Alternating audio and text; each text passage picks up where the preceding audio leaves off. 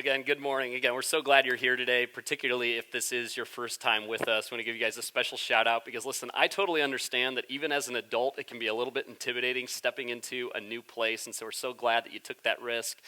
You decided to walk through our doors today, so honestly, thank you for being here. As you just saw, we are entering this morning into part 2 of a series that we began last week called Brand New, and if you were not here last week, you kind of missed the entire premise for this series, you missed the entire introduction, and so it's for that reason I can't encourage you enough to go to grumlaw.com/messages. Get yourself caught up there. You can listen to the messages, you can watch the messages there, or you can find us in our Grumlaw church, wherever it is that you happen to grab your podcast. Now, I said this last week, and I'm going to say it again right now.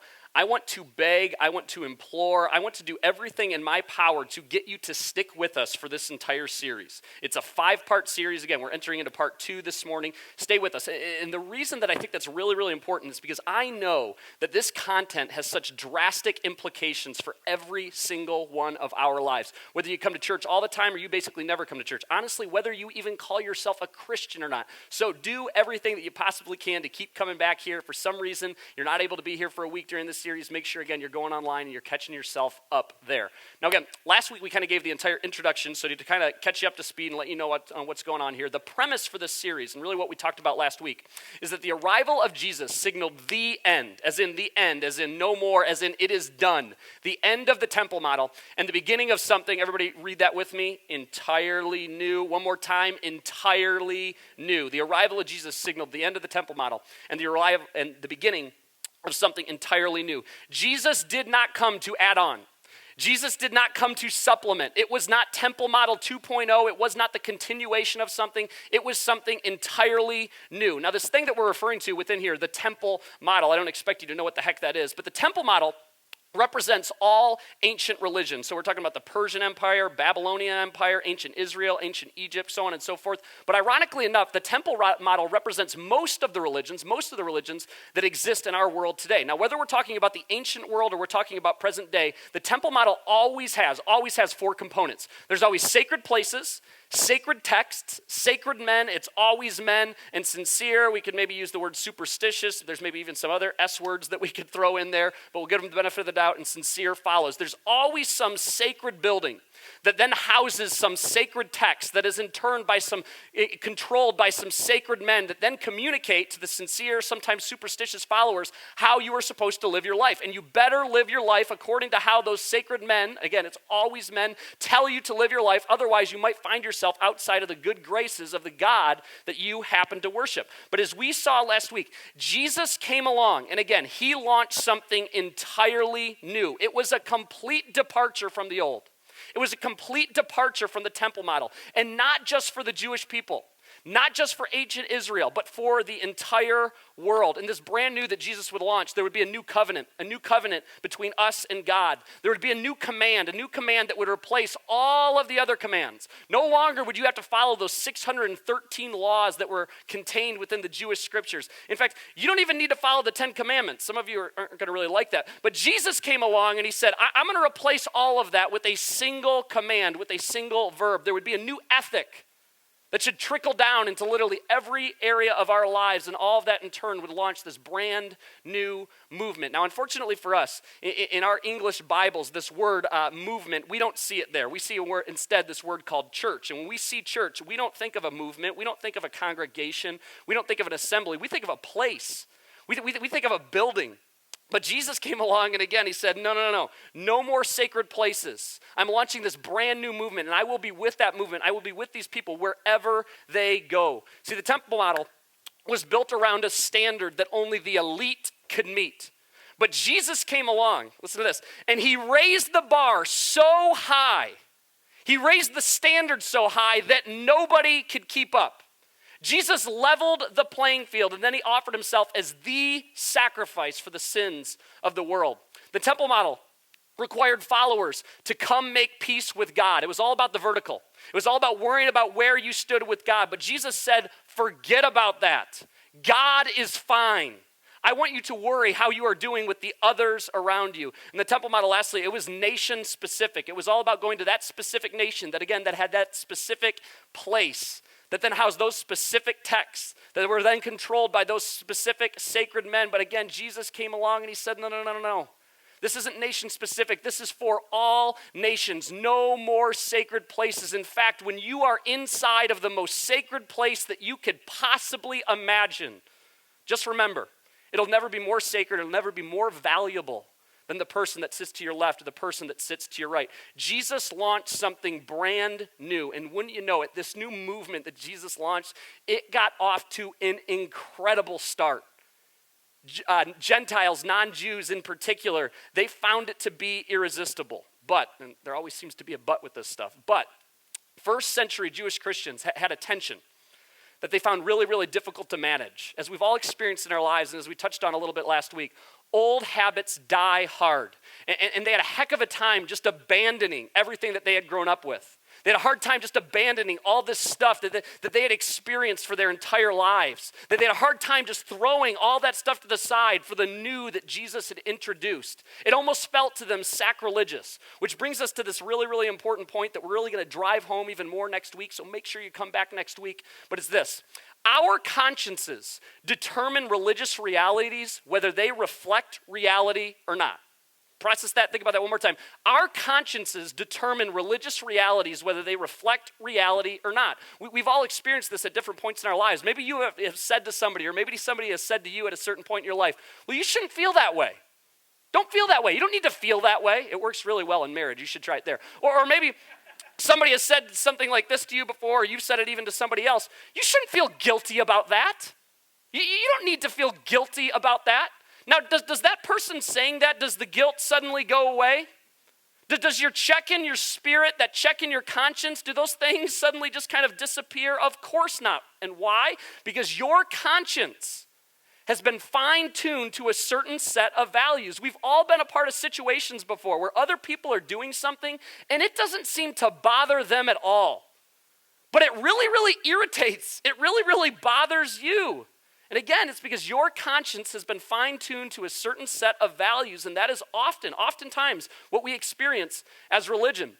I went actually, and this might be to the surprise of some of you, I actually went to a Catholic high school, and I'm actually really, really thankful for that experience. I didn't grow up in a Catholic household. My parents sent me to this specific school for the academics and for the sports, and at the time, even going into college, I'm like, I don't know that was the best decision, but I'm actually really thankful for it now because so many of you have Catholicism in your roots, and I can actually have intelligent conversations with a lot of you rather than just regurgitating whatever I read on Wikipedia. But anyway, one of the things that I never could really get my head around, and in fact, I remember asking my friends about, was the idea of confession. And I remember just talking to them and being like, okay, let me get this straight. You have to go into a room, and then there's like a screen, and on the other side of that screen, you just kind of, like, there's a person that sits there, and you admit all these things to that person. You tell them all the terrible things that you did over the last week, and then that person is somehow kind of intervening with God on your behalf, and just like the slate swiped clean. Like help me out with that. I could never understand why they didn't just go to God directly. But after, again, being in that experience over a 4-year period, I totally kind of understand. And if that's maybe your beliefs right now, I'm sympathetic to that because, again, your conscience has been fine-tuned to a certain set of values. Another example that I thought of as I was preparing for this, growing up, I thought pretty much the worst thing that you could watch, the worst thing that you could possibly view was a show called The Simpsons.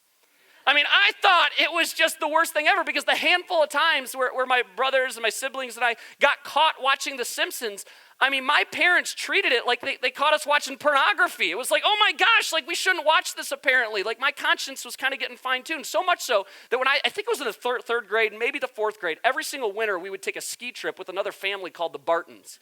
And they had kids that were a little bit older than us, and I really looked up to the Bartons, and they were like these great, men of God that I'm like, this is who I want to be like when I grow up. And we went out to eat at a Ponderosa, which was like really, really entertaining to go to a Ponderosa just kind of all together. But particularly this family, because these are all like these really, really big, like 6'6" guys, and I was just like appalled at how much food they could consume. But afterwards, they said, hey, Shay, you want to ride with us back to the cabin that we were all staying in together? And I was like, yeah, oh my gosh, this is like the best thing ever. I get to hang out with the Barton boys. And I got in their van, which is one of those high-top vans with the TVs in, that when you're a kid, you think are sweet. When you get older, you realize they're creepy, right? And I got in that van, and they had a TV in there. And wouldn't you know it, guess what was playing on that TV? The Simpsons. And I was like, oh my gosh, you guys watch The Simpsons? What are you doing? And I asked them, I was like, you guys are allowed to watch The Simpsons? And shockingly to me, they're like, The Simpsons is our favorite show. And then they pulled out this Tupperware container of VHS tapes that they had meticulously recorded like every Simpsons episode. I remember going back to my parents going, Mom, Dad, the Bartons watch The Simpsons. Like, how soon are they going to hell? I couldn't believe it. Now, why would I think that way? Because again, my conscience had been fine-tuned. And this is precisely why, for a lot of you that are sitting here today, that there are going to be certain points during this series, if you stay plugged in with us, that you're going to go, I don't like that. There are going to be points where you feel it to be a little bit unsettling. You're going to be frustrated with certain things that come flying out of my mouth. And the reason that's the case is because your conscience has been fine-tuned to a certain set of values, and over these next couple weeks, we're going to disrupt things to a certain extent. And that's exactly what was going on with these first century Jewish Christians who couldn't really resolve the idea of just throwing all of that stuff to the side. And so what did they do? They attempted to assimilate Jesus into the temple model. They attempted to take everything that they'd ever known, everything that they had grown up with, and just kind of merge it, assimilate it with the new that Jesus had introduced into the world. But thank God, eventually onto the scene comes the Apostle Paul to the church's rescue. Now, I don't expect you to know who Paul is, but Paul, he is probably the most famous church planter of all time. In fact, Paul is the reason that any of us even know who Jesus is. Paul, before he became Paul, though, and became this, devout Jesus follower, before that point, Paul was actually known as Saul of Tarsus. And Saul of Tarsus was a fire-breathing Pharisee, Christian hater in the worst way. When this whole new thing came about called Christianity, Paul looked up to God and he said, don't worry, I got this. He was as good at following those 613 laws as anybody that had ever walked the earth. He took Christianity as a threat. And so he devoted the rest of his life to hunting down and persecuting and killing and arresting Christians, all in the name of God. But then in a complete 180 turn, in a total turn of events, he actually becomes a Jesus follower and receives this new name. No longer is he Saul, but he now is Paul. And he, more than anyone else, because of his experience as a Pharisee, which is a sect of Judaism, which held very, very tightly to those 613 rules, he, more than anyone else, understood that this was not Judaism 2.0. This was not Temple Model 2.0. This was a complete departure. This was something entirely new. He understood better than anyone the dangers of mixing and matching the old with the new. And so on Paul's first missionary journey, he takes all of these little missionary journeys all over the ancient world, but the first one that he took to was a place called Galatia. Galatia was a Roman province that would sit in present-day Turkey. And he starts to plant all these little ecclesias. Ecclesia is the word that we should find in our English scriptures. It literally translated, again, means movement, congregation, assembly. Instead, we have the word church. But he begins to plant, and he starts all these little ecclesias all over Galatia. And they have some really, really good momentum. But wouldn't you know it, almost as soon as he leaves Galatia, these other Jewish Christians kind of come swooping in right after him and begin to undo everything that he has worked so hard to accomplish while he was there. They begin to undo this whole message that Jesus was bringing something entirely new. They start telling people, hey, okay, listen, Paul kind of gave you part of the story. Like he wasn't inaccurate with what he was saying, but he didn't tell you the whole story. If you want to be a part of this new Jesus movement, if you want to label yourself as a Christian, then you actually have to first become Jewish because, that just makes sense, right? Jesus was a Jew. Jesus followed the laws of the Torah. Okay, so therefore you have to do that. So if you want to become a Jesus follower, you first have to become Jewish. And what we're going to do here for the rest of our time together, as best as I can, I want to try and illustrate the extreme anger, the extraordinary emotion that the Apostle Paul had around the idea of mixing and matching the old with the new. And in this letter that is titled Galatians, we get a glimpse as to this was a big, big deal. This wasn't like a little issue. This was an enormous issue. Now, for the sake of our conversation today, I want to introduce you to a term called Judaizers. Judaizers, this is a New Testament term, were Jewish Christians who believed Gentiles or non-Jews must convert to Judaism to join the Jesus movement. Now, again, this was a big deal because this was a really, really complicated process because, frankly, Judaism as a religion is really, really complicated. And for the men specifically, it required a little bit of surgery, okay? Suddenly, what was supposed to be really, really simple suddenly got really, really complex. It got really, really difficult. And so when Paul hears about these guys swooping in and undermining everything that he has worked so hard to accomplish, when he hears about these guys swooping in and undermining the purity of the Jesus movement, as you might imagine, and Paul, as you see here, if you actually read this stuff for yourself, and I would encourage you to do so, he's a type A personality. He wears emotions on his sleeve. He gets a little bit angry.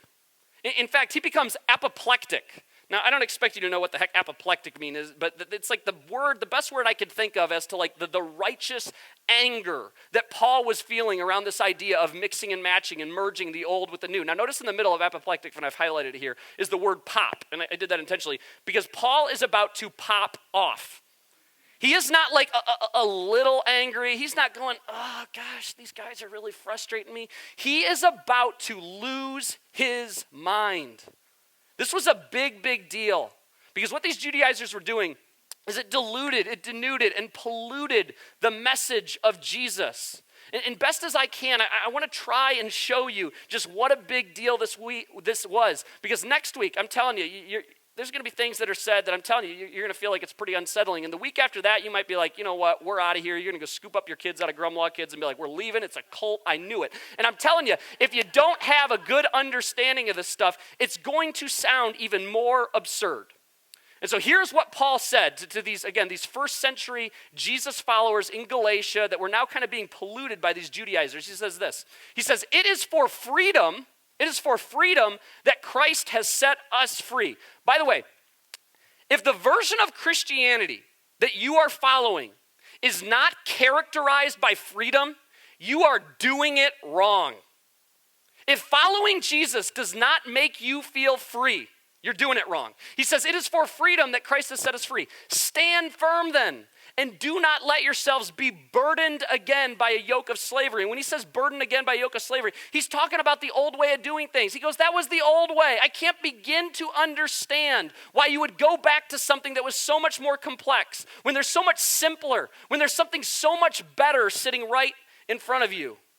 And then he says, mark my words. Now, in our English text here, we have an exclamation point, but in the original Greek language, there's actually not one there. But when the English translators were translating this, the word that was originally used in Greek conveyed such extraordinary emotion. They're like, okay, we got to put an exclamation point there. Mark my words. It's almost like Paul is trying to leap through the page and like strangle these Judaizers. He says, mark my words. I, Paul, tell you that if you let yourselves be circumcised, Christ will be of no value at all. Now, this is worth mentioning.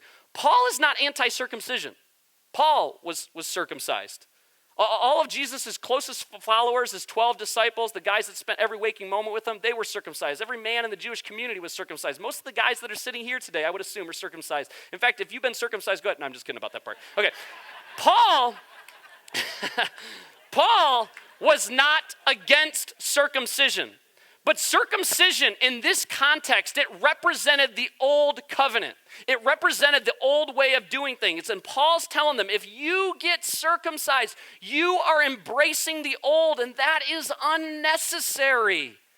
Because Jesus brought about something entirely new. He's like, think of it this way. It's like you are neglecting the new, the better new, and instead you're deciding to embrace the old. Why would you do that? He says, again, I declare to every man who lets himself be circumcised, that he is obligated to obey the entire law, all 613 of them. See, these Judaizers are taking everything they've grown up with, they're taking the old way of doing things, and they're merging it with the new that Jesus introduced. And they're looking at Paul going, Paul, what's the big deal? It's not really a big issue. Why can't we mix and match? We're taking a little bit of the old. There's some pretty good stuff in there. We're mixing it with a little bit of the new. Why are you making such a big deal of this? But Paul's saying, no. You do not get to pick and choose. You can't say, I'm going to get circumcised and I'm going to select it. He's like, I know better than anyone what it is like to try to keep up with those 613 laws. It is next to impossible. You are either all in or you're not in at all. You don't get to pick whatever is convenient for you. Circumcision has no value anymore.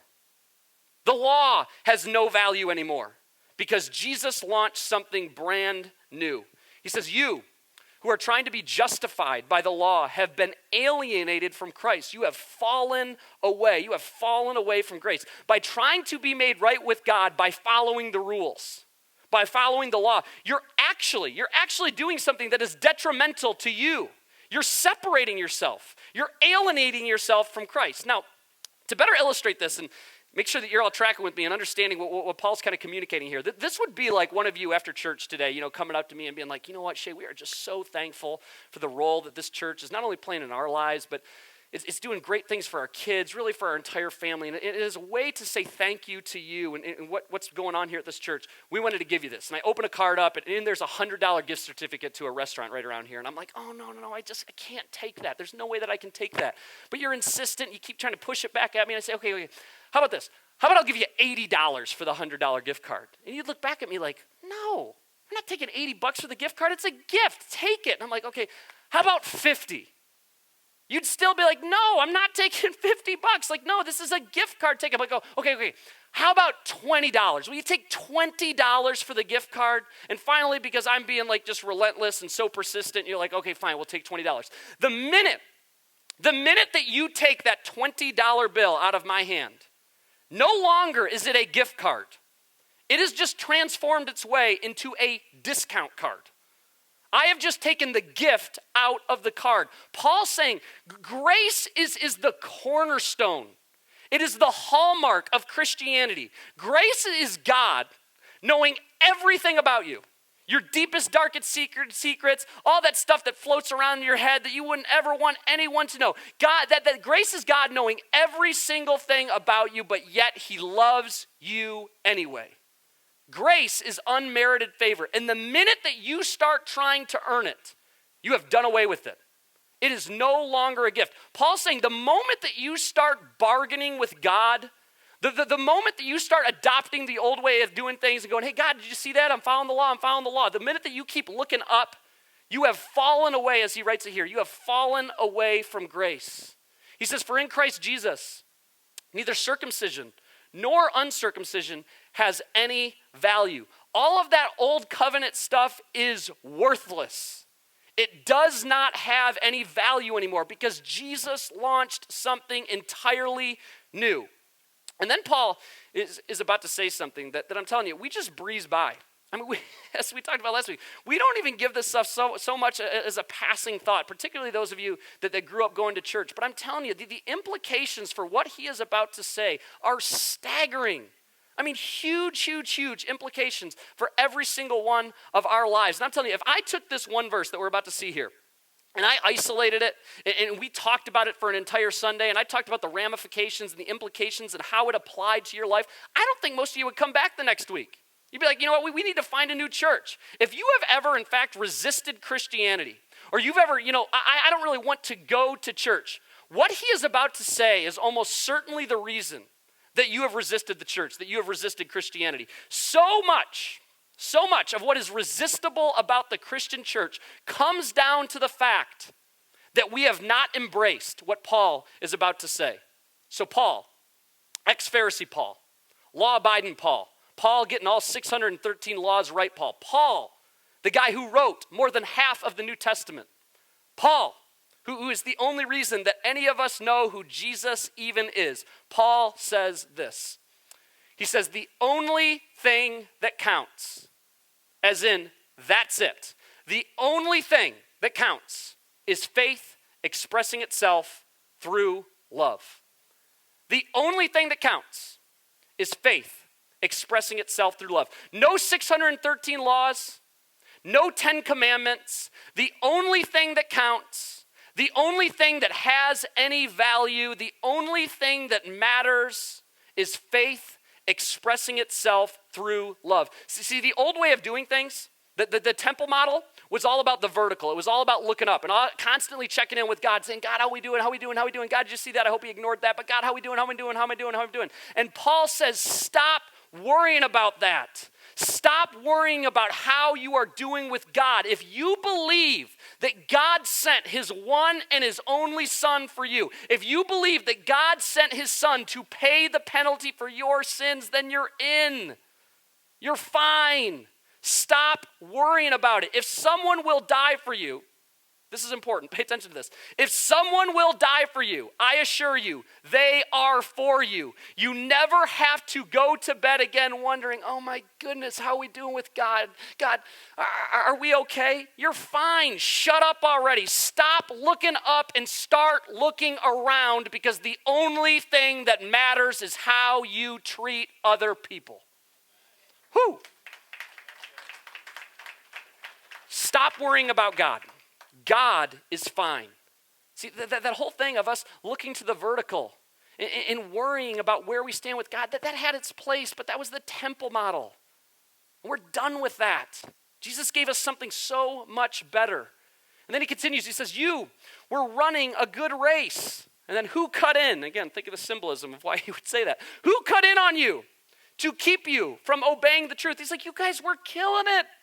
You were doing such a good job. What the heck happened? And then he gives us an illustration. He says a little yeast works through the whole batch of dough. A little single cell fungus, right? That's what yeast is. Works through the entire batch of dough. I mean, you put a little bit of yeast into a batch of dough and you come back later and things have changed. A little bit of temple model. A little bit of legalism. A little bit of self-righteousness. A little bit of the old pollutes the entire thing. It only takes a small dose of the wrong thing to corrupt the whole thing. It only takes a little bit of the old to corrupt the new. Paul knew exactly where this was all going to lead. In fact, it's led many of us that are sitting here today to exactly where we are at today. Now here's the R-rated part that we're about to see here. Here is the part that gives us just like a little bit of a glimpse into just how apoplectic Paul came at the idea of mixing and matching the old with the new. He says this, as for those agitators, and I just picture him writing agitators and like really wanting to write something far worse, but he's like, agitators. As for those agitators, those Judaizers, I wish they would go the whole way and emasculate themselves. Yikes, Paul, you're mad. He's like, yeah, if you're going to start snipping, why don't you just cut the whole thing off? Paul's words.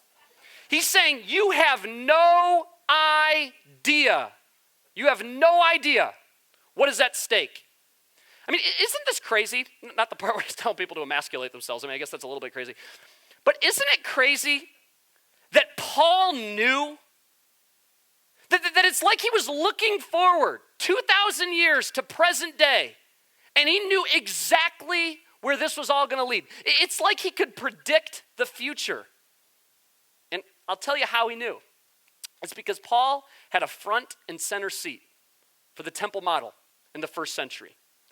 And he knew that if you try to blend the old, the temple model, with the new that Jesus introduced into the world, you are going to miss out on the best. That it's not going to be a 50-50 split. It won't even be 80-20. It's going to work itself out more to like 99% temple model and 1% Jesus.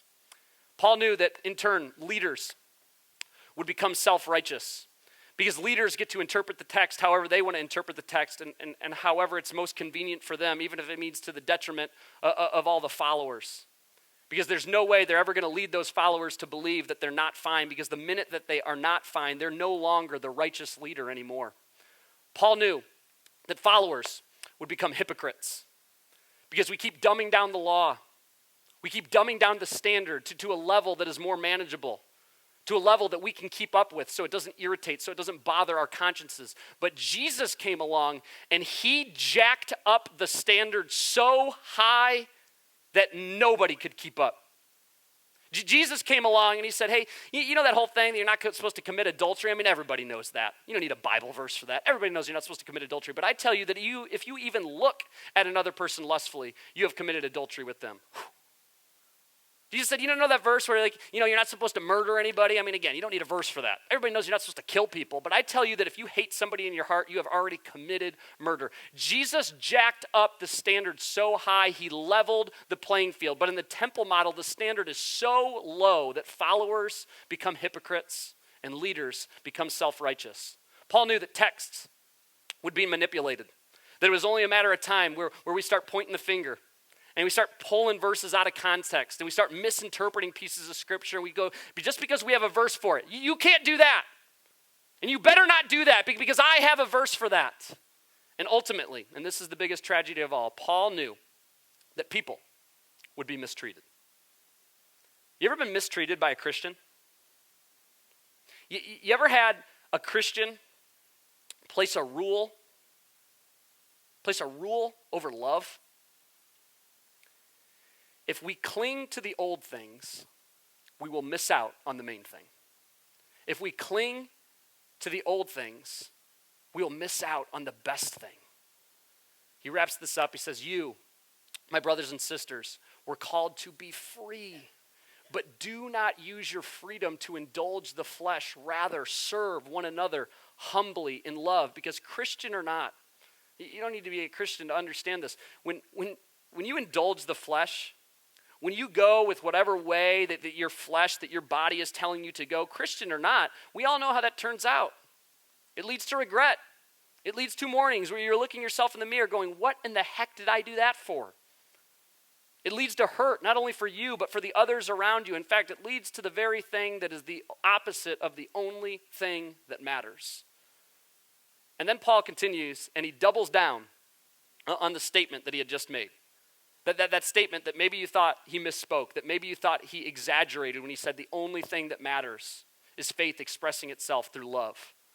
Paul says this, he says, for the entire law is fulfilled in keeping this one command: love your neighbor as yourself. Not 613, not even 10, just one.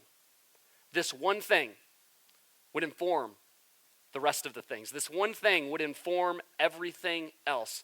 Jesus would say, love God, love your neighbor. Everything else is commentary. Everything else is detail. In fact, how you love God is demonstrated by how you love those around you. The temple model says to look up to see how you're doing. And Jesus says, nope, look around and you will see how you are doing. The only thing that counts. Think about that. The only thing that counts is faith expressing itself through love. I'm telling you, when you get this right, your religious experience will be characterized by freedom more than anything else. And if you're sitting here today and you're going, this feels extreme, this feels dirty, I don't like it, maybe it feels unsettling to you, I'm telling you, it's because you're paying attention. And it's exactly how those first century Jewish Christians felt, and it's exactly why they began to blend. It's exactly why they started taking the old and mixing it with the new. But can you just imagine for a moment, and I promise we'll be done here in just a second. Can you imagine for a moment what would change? What would change in your marriage? What would change in your place of work? What would change with your family? What would change in this community?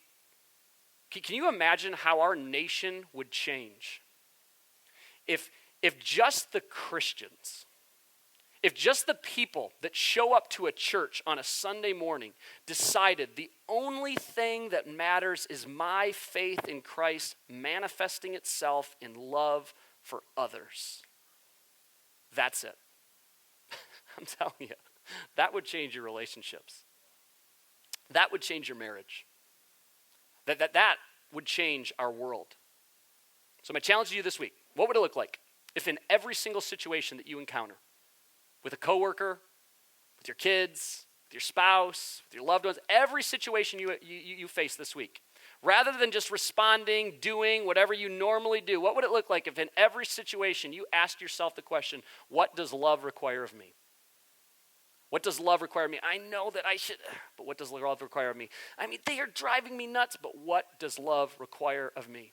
And that is the new that Jesus introduced into the world. And that's the new that made Christianity as a movement absolutely irresistible, and we can absolutely reclaim it, but it starts with asking that question, what does love require of me? The only thing, he says, the only thing that counts is faith expressing itself through love.